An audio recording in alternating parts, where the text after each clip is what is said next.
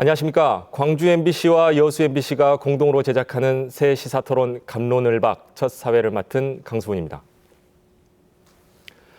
보다 참신한 기획과 심층적인 토론으로 우리 사회에 대한 비판과 소통의 역할을 더욱 충실히 할 것을 약속드립니다. MBC 토론 갑론을박 첫 번째 주제는 20대 총선을 앞둔 야권의 재구성입니다. 야당의 맹주를 지키려는 더불어민주당과 신당의 세력을 결집하고 있는 국민의당이 야권을 양대 축으로 재편하고 있습니다. 호남의 지지를 얻기 위한 두 당의 전략은 무엇인지, 그리고 야권의 주도권은 어디로 향할지 오늘 토론에서 따져보겠습니다. 두 당에서 영입 대상 1호로 선택하신 분들 오늘 토론에 함께해 주셨습니다. 먼저 더불어민주당의 인재 영입 대상 1호죠. 표창원 선거대책위원 자리하셨습니다. 안녕하십니까? 안녕하십니까? 네. 신당 세력의 중심, 국민의당이 영입한 1호 인사입니다. 송기석 전 부장판사 함께 하셨습니다. 안녕하십니까? 네. 송기석입니다. 요즘 굉장히 많이 바쁘신 분입니다. 시사평론가 유창선 박사 나오셨습니다. 안녕하세요. 네, 안녕하십니까? 지난 한 주 야권은 참 숨가쁘게 돌아갔습니다. 먼저 준비한 영상 보시고 토론 이어가도록 하겠습니다.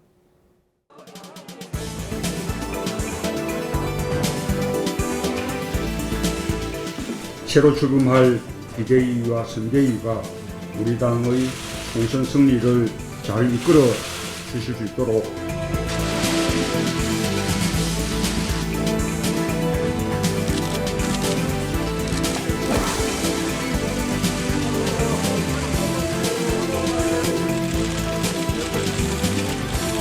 다가오는 총선에서 박근혜 새누리당 정권의 압승을 저지하기 위해 양측을 통합하기로 합의하면서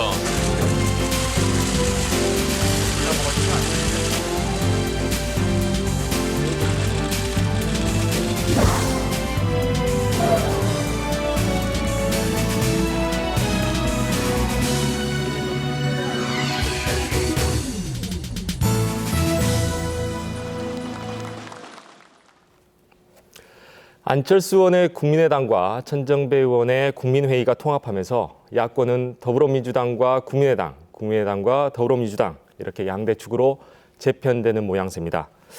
전격적인 통합을 어떻게 보시는지 오늘 살펴보도록 하겠습니다. 먼저 송기석 전 판사께 발언 기회 드리겠습니다.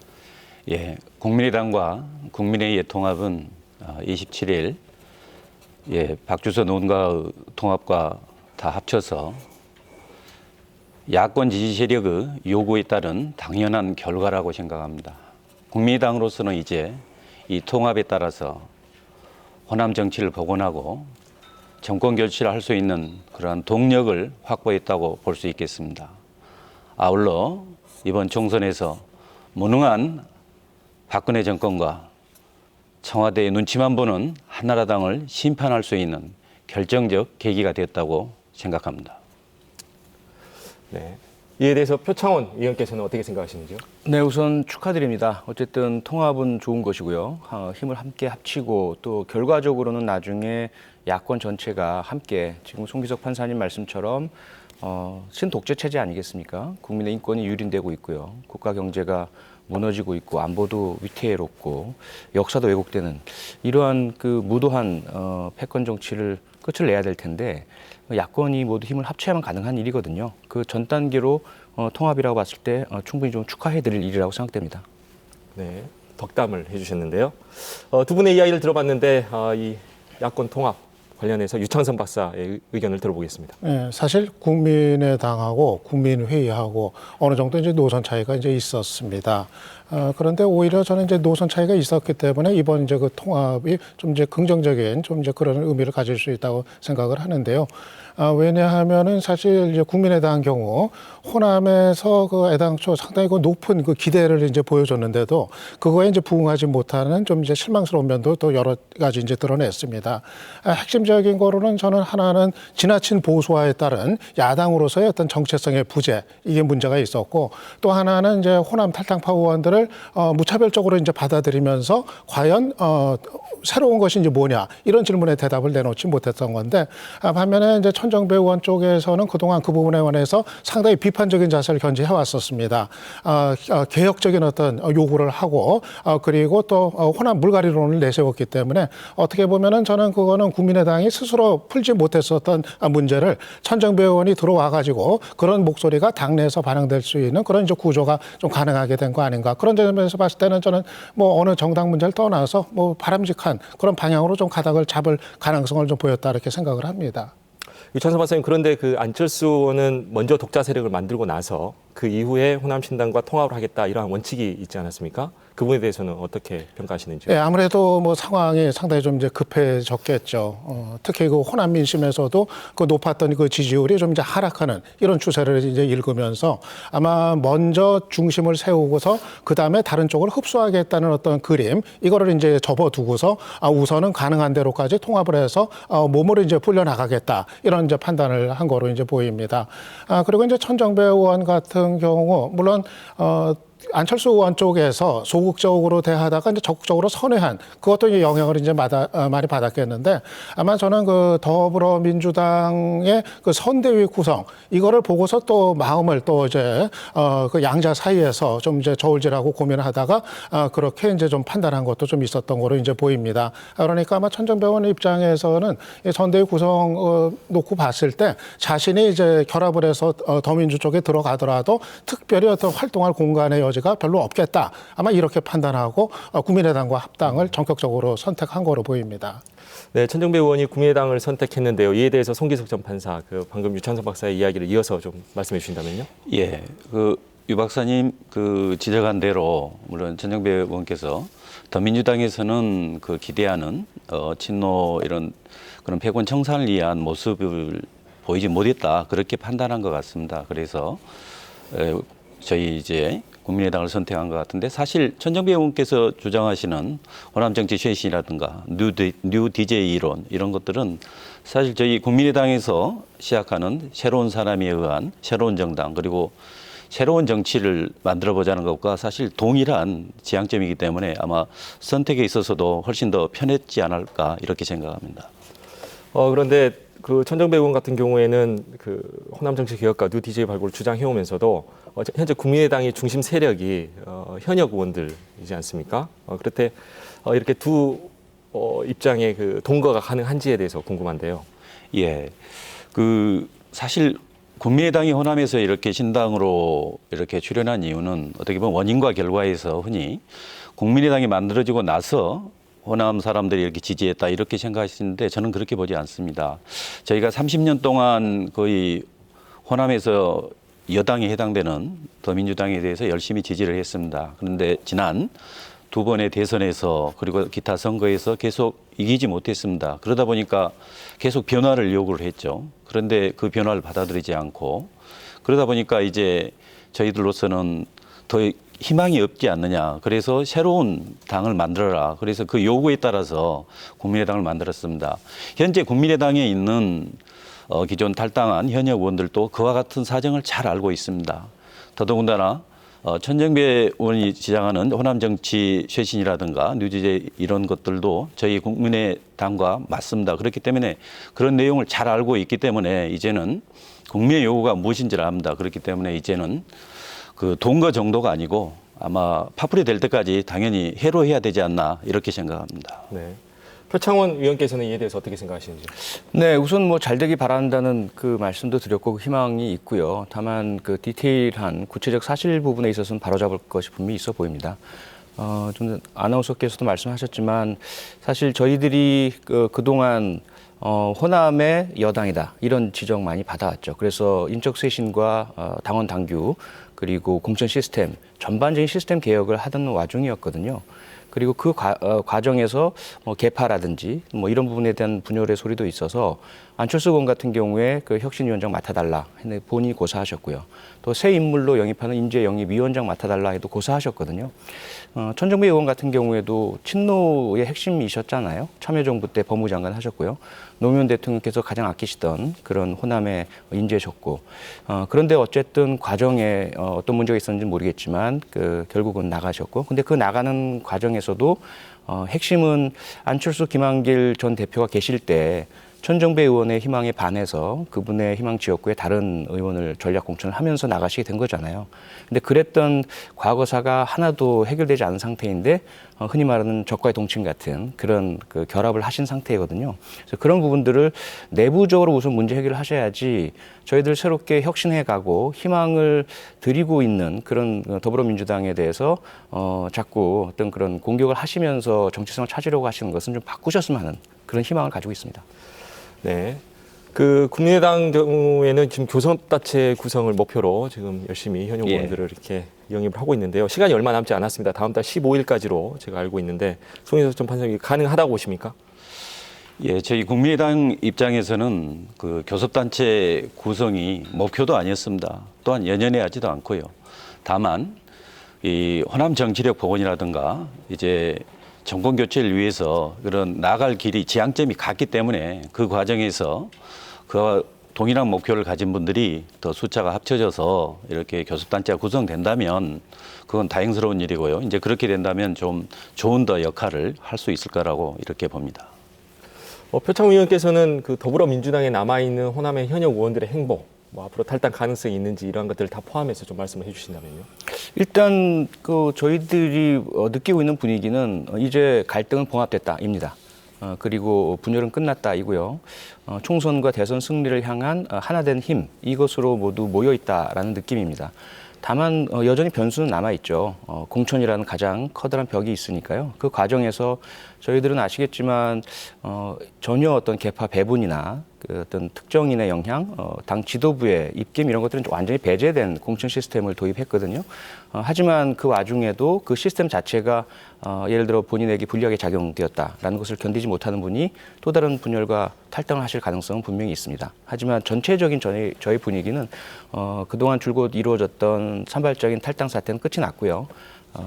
상호 간의 어떤 개파나 그 분열에 대한 불만 이 부분도 봉합이 된 상태입니다.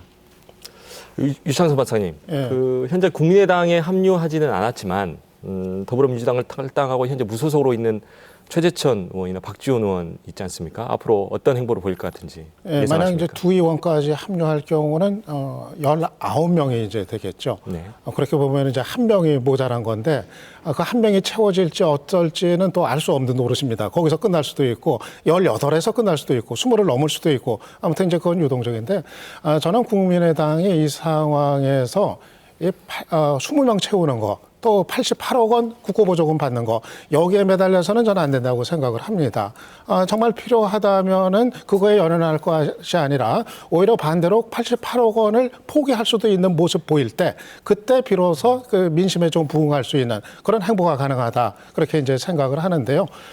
사실은 이게 이제 그 아마 국민의당 내부에서 대단히 이제 어려운 문제가 될 겁니다. 과연 호남 현역의 물갈이가 가능할 것인지 이 문제인데.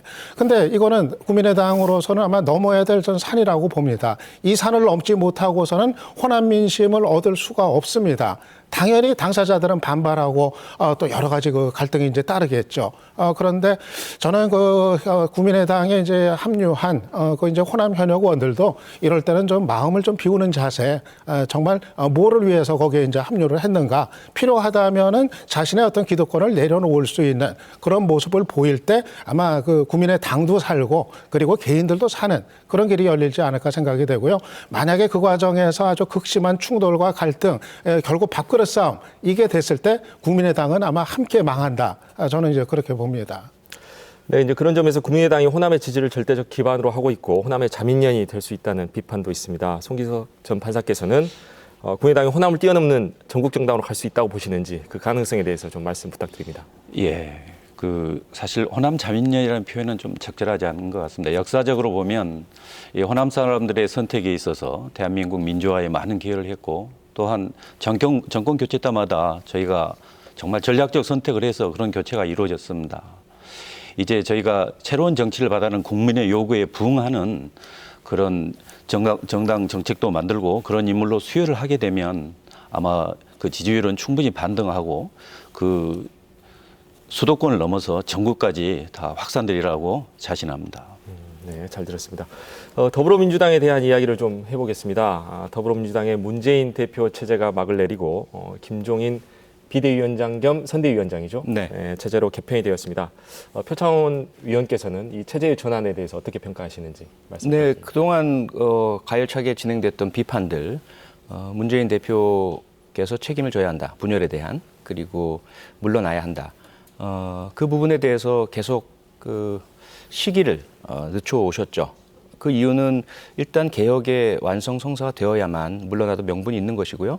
그다음에 이후에 그 당을 이끌어갈 지도 체제가 구비가 되어야 당이 무너지지 않을 것이기 때문이거든요. 그래서 김종인 선대위원장의 영입이 성공하면서 이제는 문재인 대표께서 더 이상 당대표를 할 필요가 없다라는 판단을 하셨고 대표직을 약속대로 물러나셨습니다. 백의종군 하게 되셨고요. 그래서 당이 상당히 빠르게 안정화가 진행됐고요. 김종인 선대위원장께서 워낙 그 경륜이 많으시고 그리고 아시다시피 가인 김병로 선생님 대한민국 야당사의 태두셨죠. 그분의 손자시고 소시적부터 대한민국 야당의 그런 탄생과 흐름을 다 지켜보신 분입니다. 그래서 야당에 대단한 애정을 가지고 계시고요. 그런 분이 선대위원장을 맡으시면서 더불어민주당은 야당 본래색을 대단히 빠르게 강하게 잘 찾아 나가고 있습니다. 송희석 전 판사님, 그 국민의당 입장에서는 이러한 체제의 전환 어떻게 평가하고 있습니까? 예, 우리 표창원 의원님께서 말씀하신 대로 국민의당에서 볼 때는 우리 더불어민주당의 김종인 위원장님 정말 대단하신 분이죠. 근데 이제 저희가 볼 때는 우리 박근혜 대통령 후보 캠프에서 경제민주화 관련 공약을 맡았고 거기에서 경제민주화 공약 관련돼서 사실 얼굴마담이었습니다. 그런데 그 이후에 경제민주화 관련돼서 박근혜 대통령의 공약은 하나도 이루어지지 않았습니다. 그리고 이제 더불어민주당에서 선대위원장 그리고 비대위원장으로 김종인 박사를 이렇게 영입을 했는데요. 저희가 볼 때는 이번에도 또 얼굴마담인 것 같습니다. 만약에 한국 정치사에 얼굴마담이라는 종목이 있다면 거의 그 금메달 후보감 아닌가 이렇게 생각합니다. 표창원 의원께서 뭐 반론해 줄 수 있을 것 같은데요. 네, 이제 좀 그런 구태의 비방 정치는 좀 끝냈으면 좋겠습니다. 예. 훌륭한 분이라고 다 알고 계시지 않습니까? 그리고 과거의 국보위 활동에 대해서도 깨끗하게 인정하시고 사과하셨고요. 특히 광주 호남 분들께 본인의 의도야 여러 가지 합리화할 수 있는 여지는 있죠. 그 당시에 자문위원으로 참가하셨고요. 부가가치세 문제라든지 조세 부분, 서민들의 생활과 민생이 좀 편하게 되실 수 있도록 도움 주시겠다는 의도로 참여하셨지만 여전히 그런 그 잔인무도한 독재 정권의 일부가 되셨다는 점을 깨끗하게 사과하셨습니다. 아울러 박근혜 정권의 탄생 과정에서의 그 경제민주화 공약 똑같은 맥락이겠죠. 그분은 언제 단 한 번도 높은 자리를 탐한 적이 없었고요. 권력을 누리기 위해서 어떤 편을 선택한 적이 없었습니다. 당적을 가져본 적도 없으시고요. 다만 무엇이 국민을 위해서 보탬이 되는가만 생각하셨죠. 하지만 여전히 결국 지금 이 결과적으로 그분이 설계하셨던 경제민주화가 하나도 채택되지 않았다는 것 너무나 안타깝게 생각하시고 그것을 이어나가서 실천할 수 있는 그 대안으로서 더불어민주당에서 그 상고초려 끝에 모셔온 것이죠. 그렇게 오신 것을 다 알고 계시니까 그 어떤 개인에 대한 인신공격은 이제 좀 그만했으면 좋겠습니다. 그것보다 그것이 어떻게 펼쳐나가는지에 대해서 좀 비판적으로 검증해 주시고 함께 좀 실천할 수 있도록 협력했으면 좋겠습니다. 네, 그리고 유창선 박사께서도 김종인 위원장 체제로의 전환 평가에 대해서 말씀해 주신다면요. 네, 저는 뭐 더민주의 이제 최근 일련의 이제 변화, 뭐 이제 양측면을 좀 이제 얘기를 하고 싶습니다. 우선은 뭐 의미 있는 변화들 뭐 이루어지고 있다고 이제 생각이 되고요. 영입에 있어서 지금 뭐 표창원 의원님 이제 뭐 비롯해가지고 이제 좋은 인물들이 이제 많이 이제 등장해서 아마 3당 간의 영입 경쟁에 있어서는 뭐 단연 우위를 점했다 이렇게 평가를 할 수 있을 것 같습니다. 그리고 이제 문재인 대표가 통합을 위해서 이제 내려놓는 모습을 보인 거 이것도 이제 뭐 전에 없는 그런 이제 달라진 모습이라고 이제 생각이 되는데요. 그런 이제 의미 있는 변화는 뭐 분명히 이제 긍정적으로 평가를 합니다만 다만 이제 저는 그 패권주의에 대한 어떤 그 불신 내지는 어떤 우려의 시선 이런 거를 해소하는 데는 역시 또 이제 미흡한 한계가 있다. 전 그렇게 이제 얘기를 합니다. 왜냐하면 이제 당초 그 김종인 위원장이 상당히 이제 공언을 하다시피 했거든요. 그러니까 친노 패권주의 이제 해결하겠다. 이거를 이제 공언을 했기 때문에 워낙 그 기대치가 이제 높아졌었습니다. 겁니다. 정말 여러 해 동안 야당에서 고질적인 논란거리가 됐던 친노 패권주의 문제에 대해서 역사적 종언을 이루는 뭔가 좀 획기적인 이게 나오는 거 아니냐. 기대치가 이제 워낙 높아졌는데 사실은 그 내용은 대단히 좀 이제 평이했습니다. 그래서 일단은 이제 표면적으로는 일단 그 패권주의 문제가 더민주 내부에서 사라진 거로 보이는데 여전히 좀 구조적으로 봤을 때 이게 이제 총선 끝난 이후라도 다시 재가동이 될 이런 어떤 가능성에 대한 우려 이런 거는 여전히 남아 있다고 보고요. 제가 굳이 패권주의 얘기를 지금 이제 꺼내는 거는 앞으로 이제 총선 끝나면 또 대선이 있지 않습니까? 야권에서는 이제 정권 교체 목표로 이제 가야 될 텐데 그런데 거기서 어떤 한 세력이 이제 다 차지하고 다른 세력, 당 안에 있는 세력이든 당 밖에 있는 세력이든 누구도 경쟁할 엄두를 내지 못하는 이랬을 때 이제 이게 문제가 되기 때문에 저는 그거에 대한 어떤 우려를 해소하기에는 아직은 대단히 좀 미흡한 단계 아닌가 좀 그렇게 봅니다. 네, 표창 의원님, 그러면 그 총선 공천권을 포함해서 우리 비대위에게 맡겨진 권한과 역할, 책임 어디까지라고 보시는지요?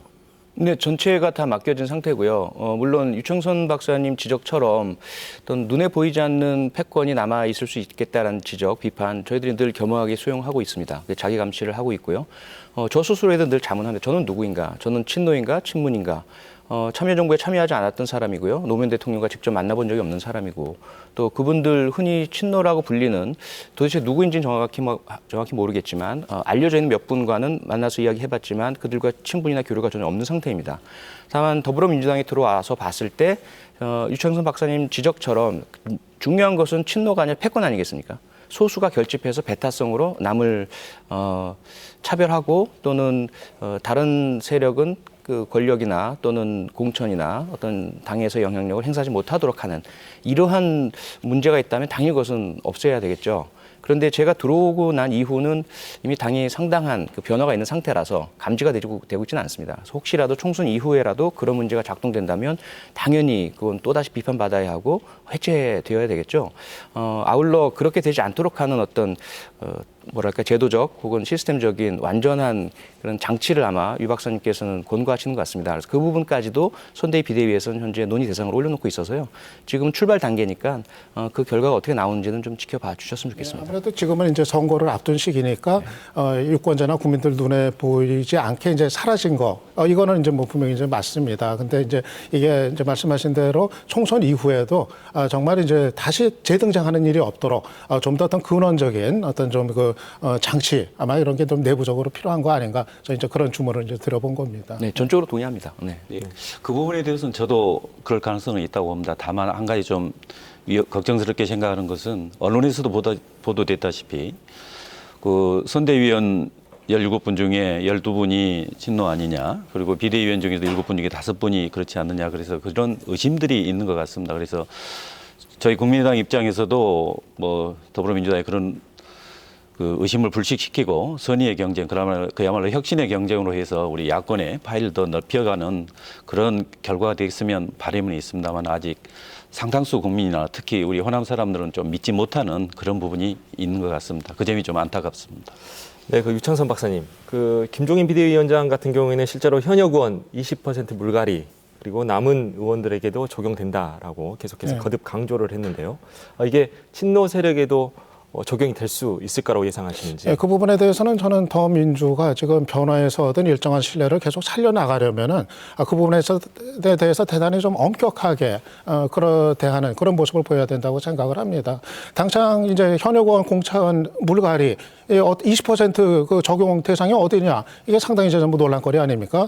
김 위원장은 탈당파 제하고 남아있는 사람에서 20%로 해야 되는 거 아니냐 이렇게 이제 얘기를 하면은 당초 지금 더민주 안에 현역 의원들이 예상했던 거하고는 방향이 완전히 이제 달라지는 겁니다. 탈당파 뭐 대거 빠져나갔으니까 아 이제 나는 무사하구나 안도 이슈 뭐 이제 내시다가 이게 아니구나 상황이 이제 바뀌는 건데 당내에서 어떤 다소의 동요가 있다 하더라도 저는 사실은 그렇게 하는 게 맞다고 봅니다. 왜냐하면은 이미 뭐 빠져나갈 사람 다 빠져나가서 물갈이 할 사람이 이제 없다. 이거는 아마 국민들도 높이서 또 받아들여지지 않을 거다. 그렇게 이제 생각을 하고요.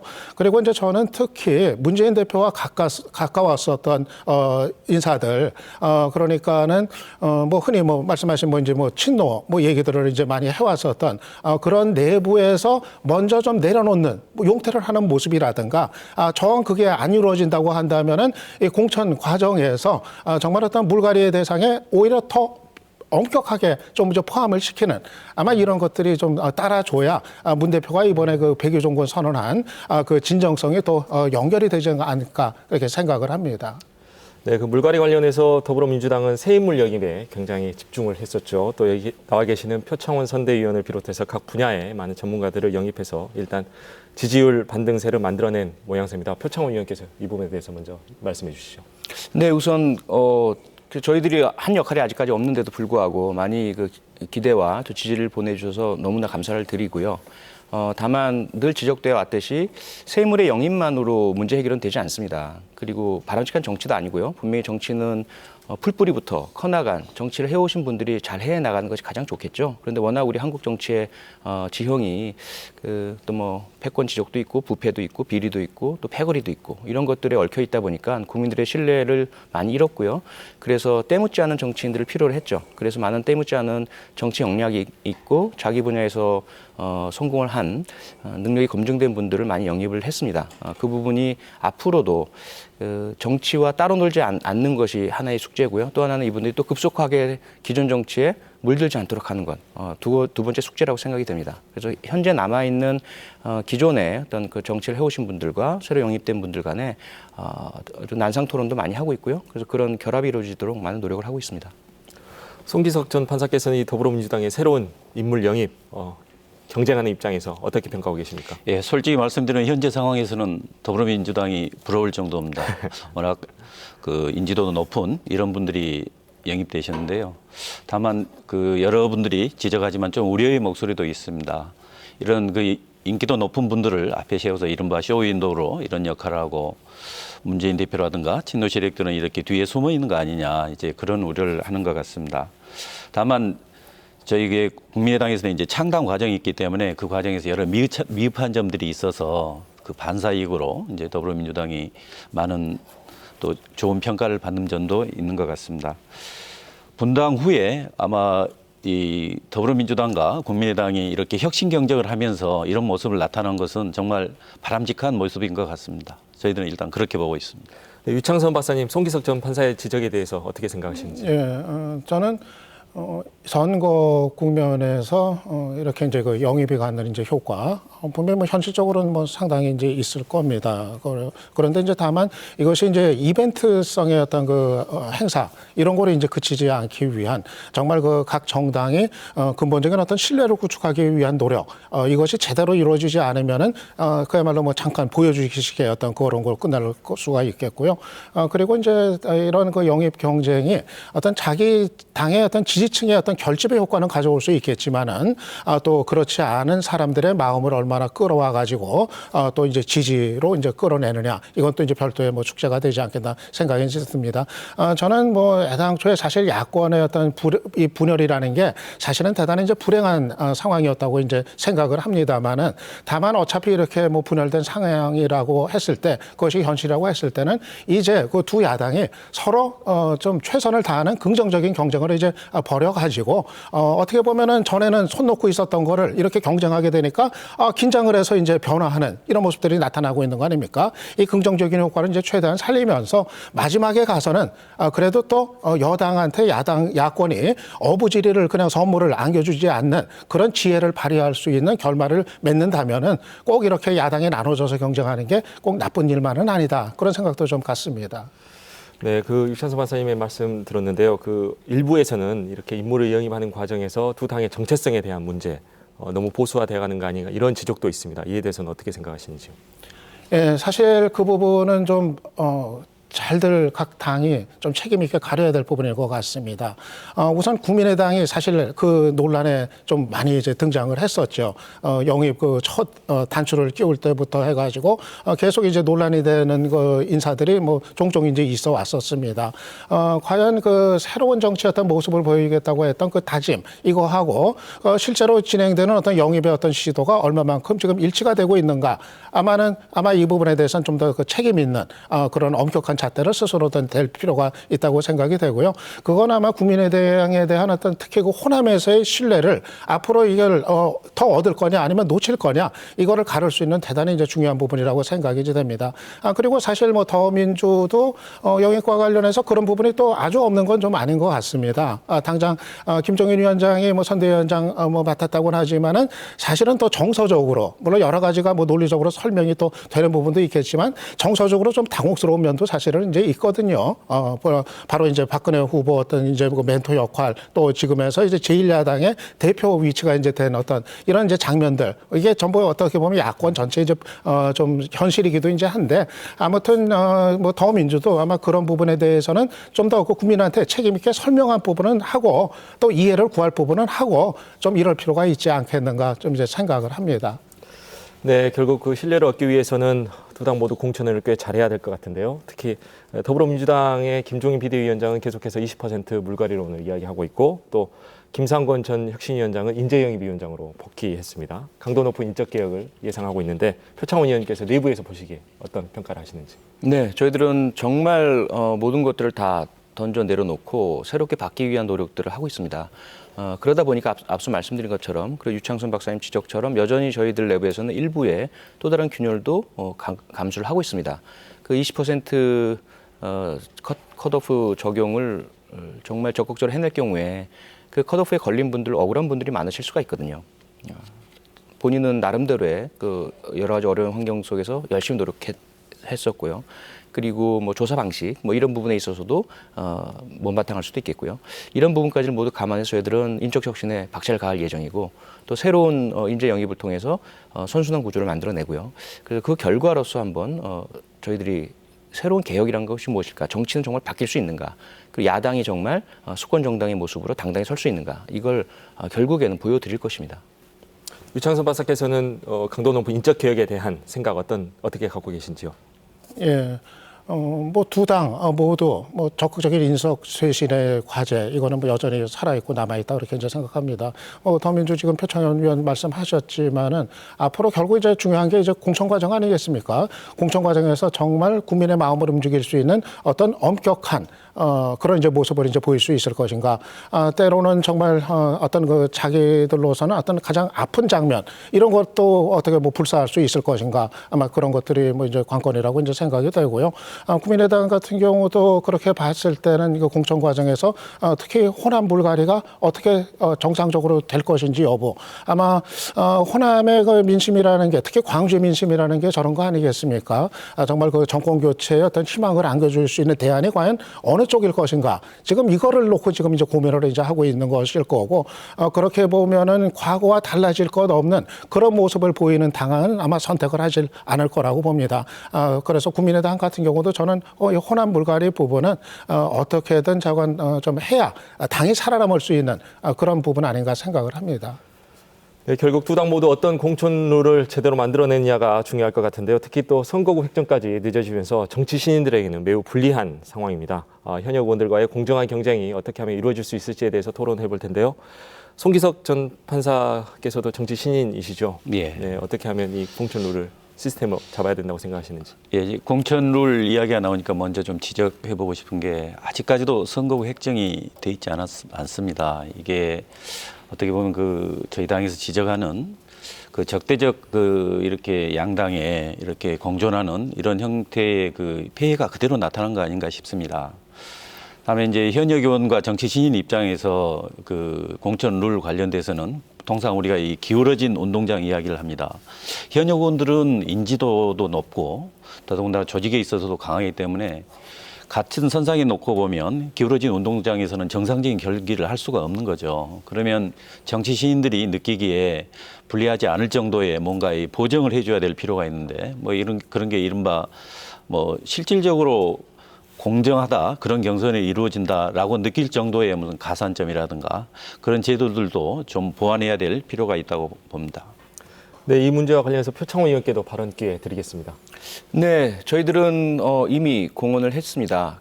특히 가장 문제가 되는 것이 정치 신인들에게는 조직에 대한 그 불리함 아니겠습니까? 그리고 기존의 당원들과의 어떤 그 친근함, 면면이고요. 이 부분이 배제된 완전히 100% 안심번호를 활용한 유권자들의 선택에 따른 공천 룰입니다. 그래서 저희들은 이제 신인들에게 상당히 유리한 구도가 마련되어 있고요. 아무래도 그렇지만 기존 의원들께서 인지도가 높으시죠. 인지도라는 것은 어떻게 할 수는 없는 거고요. 그 부분은 받아들이셔야 될 것 같습니다. 그래서 신인들이 좀 더 가장 불리한 부분은 그 선거구 획정이 늦어지면서 정확하게 어디가 분구가 되는지 서로 달라지는 선거구가 어딘지 모르다 보니까 사전에 얼굴을 알릴 수 있는 그런 그 정확한 타겟팅 이 부분이 좀 어려움이 있으시지만 어느 정도 예상이 가능하시거든요. 그래서 지금도 많이들 띄우고 계시고 아마 저희 더불어민주당만큼은 현역과 그 신진 간의 그런 어떤 격차가 가장 최소화되는 그런 모습이 될 것으로 예상이 됩니다. 유찬선 박사님도 이와 관련해서 이야기해 주신다면. 저는 이제 공천룰 문제는 사실 뭐 더민주는 이미 공천룰이 정해져 있으니까 그거를 이제 지킬 수 있느냐 없느냐 이 문제일 것 같고요. 사실 공천룰 문제가 심각한 건 이제 국민의당이 이제 될 것 같습니다. 과연 어떻게 해야 이 호남 물갈이, 현역 의원 물갈이도 국민의 그 눈높이에 맞게 일정하게 하면서 그러면서 또 당사자들한테 승복을 끌어낼 수 있는 그런 어떤 정말 절묘한 공천룰이 이제 가능할 것인가 이 문제가 이제 될 건데요. 사실은 이 현역 의원들의 기득권이 뭐 간단하지는 않을 겁니다. 공천룰을 어떻게 정한다 하더라도 뭐 정치 신인들 상대로 해서 그 경선에서 우위를 점하고 들어가는 거 아마 그거는 뭐 시군죽 먹기가 이제 될 수 있을 것이기 때문에 아마 이게 국민의당이 대단히 이제 어려운 문제가 될 건데 또 반발도 또 과정에서 따를 수 있는 거고 근데 저는 아까 말씀드린 것처럼 정말 뭐 상황에 따라서는 뭐 88억 원 이거 포기하는 일이 있더라도 뭐 이것만은 지키겠다 하는 공천 그 룰 정하는 거나 이 공천 과정에서 그거를 보이냐 못 보이냐가 저는 국민의당이 사느냐 죽느냐 그거 아닌가 좀 생각을 해봅니다. 네, 유창선 박사의 의견에 대해서 송기석 전 판사께서는 어떤 입장이신지? 예, 전적으로 동의하고 저희 국민의당도 또한 국민의당 소속 그 현역 의원들도 다 잘 알고 있습니다. 그리고 국민이 저희 국민의당에 어떤 수준의 요구를 하고 있다는 것도 잘 알고 있습니다. 그렇기 때문에 만약 그에 부응하는 그런 공천을 하지 못한다면 저희 국민의당이 그대로 죽을 수도 있다는 것도 잘 압니다. 그렇기 때문에 현역 의원들도 동의하고 또한 저희 당이 기대하는 그런 국민들도 공감할 수 있는 그런 공천 룰을 만드는 게 정말 중요하다고 생각합니다. 다만 저희 국민의당이 아직 중앙당 창당도 안 한 상태입니다. 그래서 창당 절차를 거치면 그런 문제에 대해서 국민의 눈높이에 맞출 수 있게 그런 제도를 만들 수 있을 걸로 생각합니다.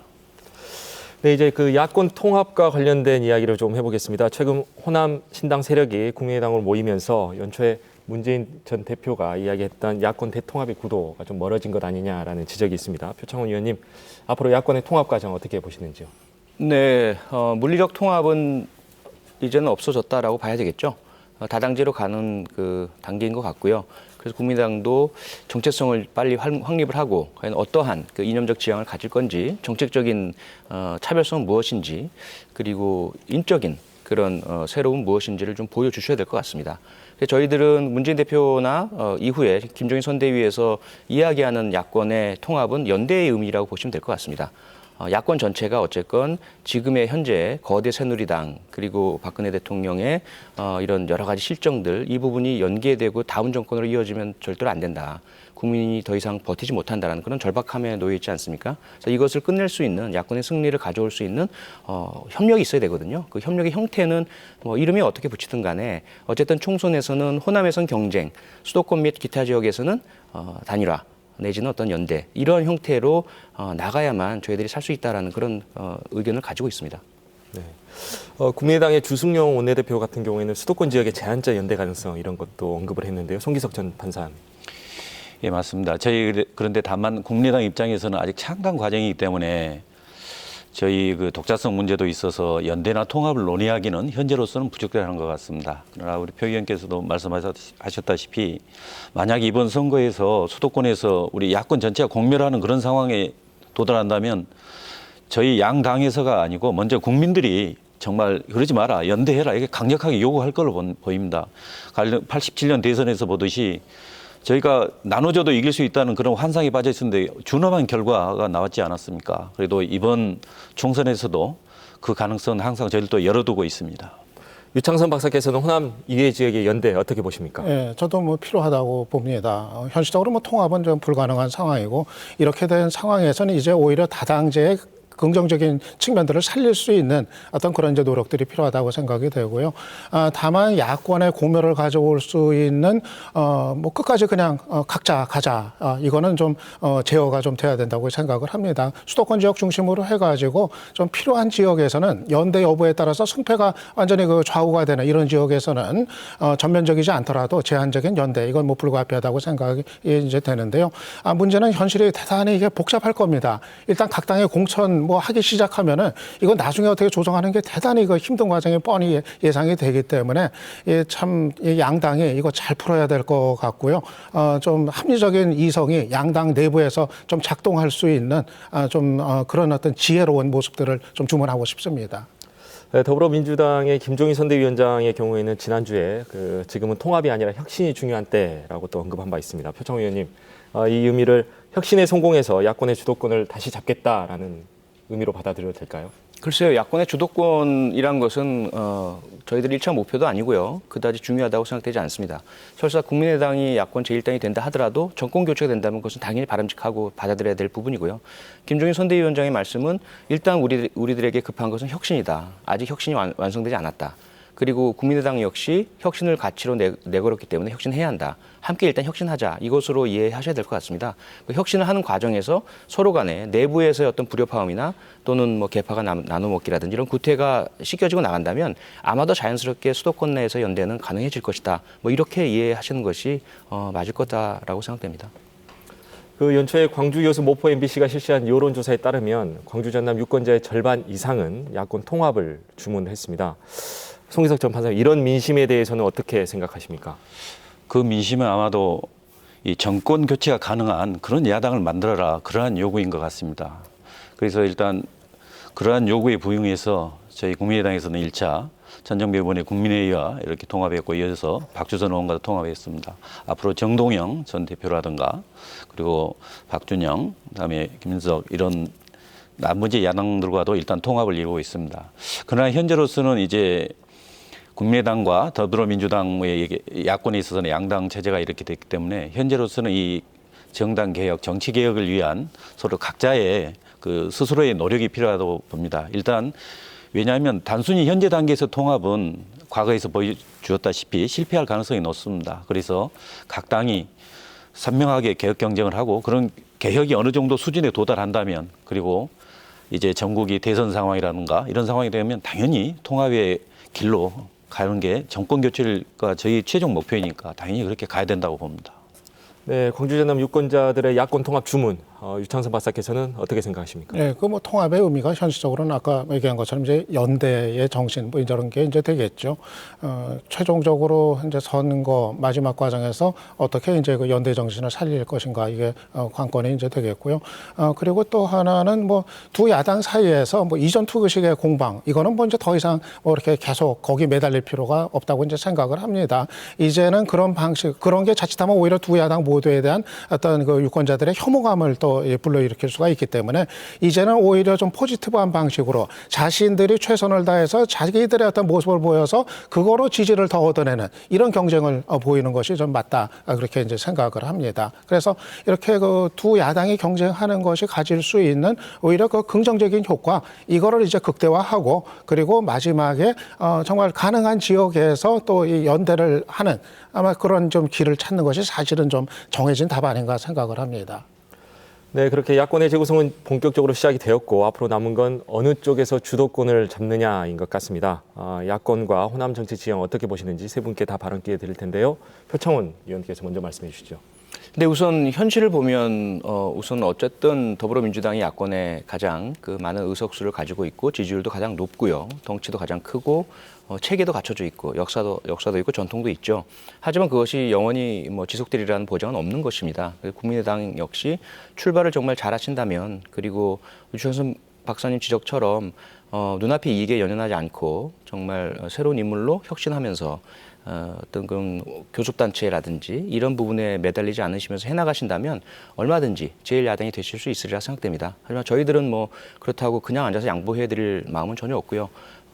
마지막에 연대와 협력을 한다 하더라도 경쟁은 치열하게 저희들이 가지고 있는 현재 그 국민들의 사랑과 지지, 특히 호남 그 주민들, 도민들, 또 시민 여러분께서 보내주시는 희망과 기대 온전히 다 받아들일 그런 준비를 다 하고 열심히 노력할 그런 각오입니다. 네, 송기석 전 판사님. 예, 일단 그 야권 정치 정의에서 일단 호남에서 보면 저희 국민의당은 어쩌면 호남 사람의 요구에 의해서 이렇게 만들어졌고 지금 창당 과정에 있기 때문에 이미 호남에서는 저희가 주도권을 잡았다고 이렇게 생각합니다. 다음에 이제 전국적으로 봐서 야권 지형에 있어서는 제가 이제 창당을 하고 다음에 출발은 늦었지만 창당을 마친 후에 정강이라든가 다음에 정당 구조 그리고 인물 영입에 있어서도 천하의 정말 좋은 인재들을 다 영입해서 이 더불어민주당과 경쟁한다면 우위에 설 수도 있는 그런 자신감도 있습니다. 네, 유창석 박사님 어떻게 네, 전망하십니까? 뭐 선거일까지는 사실 짧은 기간이 아닙니다. 아직도 긴 기간입니다. 아마 호남 민심 뭐 계속 출렁일 거로 예상을 이제 하고요.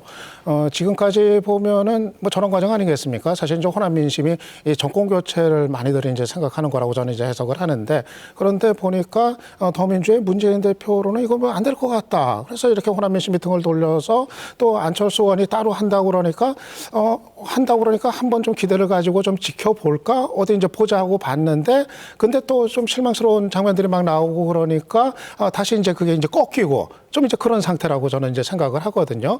여기서 어떻게 보면 지금부터 다시 시작 아닌가 이제 생각이 이제 들어요.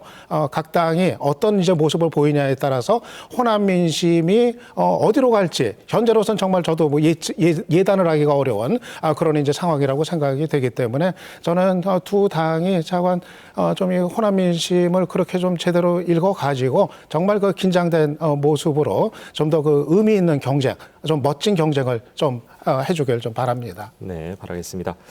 벌써 토론을 마무리할 시간입니다. 끝으로 못하신 말씀 있으시면 간단히 해주시기 바랍니다. 표창원 의원께 먼저 말씀해 주시죠. 네, 우선 지금의 분열 상태는 정말 안타깝습니다. 특히 가장 안타까운 것은 현재 호남은 언제나 우리가 든든한 야당의 지지 세력이다라고 믿고 있었는데 저희 더불어민주당도 그렇고 국민의당도 그렇고 당의 모든 전력을 호남에 쏟아야만 하는 안방 지키느라고 밖에 나가서 새로운 어떤 지지 세력을 끌어모으는데 전력을 쏟지 못하고 있습니다. 가장 중요한 중원 지역, 충청, 또 북쪽, 강원, 수도권도 여전히 그렇고요. 경남 지역, 경북 지역 야당의 어떤 지지 세력을 확산시켜 나가야 할 이 시점에 우리끼리 호남에서 경쟁하고 있는 이 상황이 너무 슬프고 아프고요.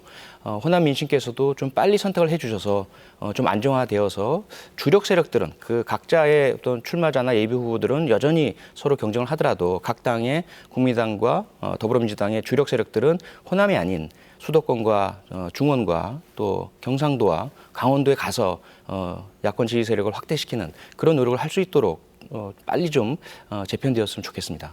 네, 말씀 감사합니다. 송기석 전 판사님. 예, 호남은 야권의 심장입니다. 이제 우리 호남에서 정치개혁을 위한 횃불을 같이 들어줘야 됩니다. 사람과 정당을 바꿔서 정치까지 바꾸겠습니다. 그 대장정의 출발이 이제 호남에서 섰습니다. 다가오는 4.13 총선에서 벅찬 감동을 우리 호남과 함께 느끼고 싶습니다. 호남 유권자의 현명한 선택을 저희는 믿습니다. 감사합니다. 네, 유창선 박사께서도 마무리 말씀해 주시죠. 네, 사실 그동안 우리 정치로 인해서 호남 민심이 참 상처를 많이 입었던 것 같아요. 여기에도 기대를 걸어보고 저기에도 기대를 걸어보고 그랬는데 번번이 남는 거는 이제 좌절 이런 거로 이제 결과가 돼가지고 어떻게 보면은 참 이 호남을 둘러싼 두 야당이 이렇게까지 치열한 경쟁을 벌이는 장면 자체가 참 안타깝고 그렇게 이제 가슴 아프기도 이제 한데요. 아무튼 좀 호남 민심의 의미를 뭐 두 야당이 좀 잘들 좀 읽으시고 거기에 이제 부응하는 그런 모습을 보여줬으면 합니다. 그리고 이제 한 가지 아까 표창원 의원도 말씀하셨지만은 이 호남에 너무 경쟁에 집중이 되다 보니까 다른 지역 예를 들어서 그 부산 같은 경우도 참 더민주까지도 지금 뭐 현역 의원 출마자가 지금 이제 현재로서는 없는 상태죠. 그렇고 지금 국민의당도 어떻게 거기는 엄두를 내지 못하는 분위기인 것 같고 그러니까 정말 또 이 정권 교체 이런 거 생각하면 다른 지역은 이것도 어떻게 하는 건가 그런 점도 사실은 좀 답을 찾아야 될 문제일 것 같습니다. 네, 세 분 말씀 감사합니다. 야권의 재구성이 본격적인 막을 올렸습니다. 두 당의 경쟁이 호남은 물론 우리나라 정치에 새로운 이정표를 만들기 바랍니다. 민심은 무엇을 바라고 있는지 현명한 판단과 진정성 있는 혁신을 당부드립니다. 세 분 패널과 함께해 주신 시청자 여러분 대단히 감사합니다. 이상으로 마치겠습니다.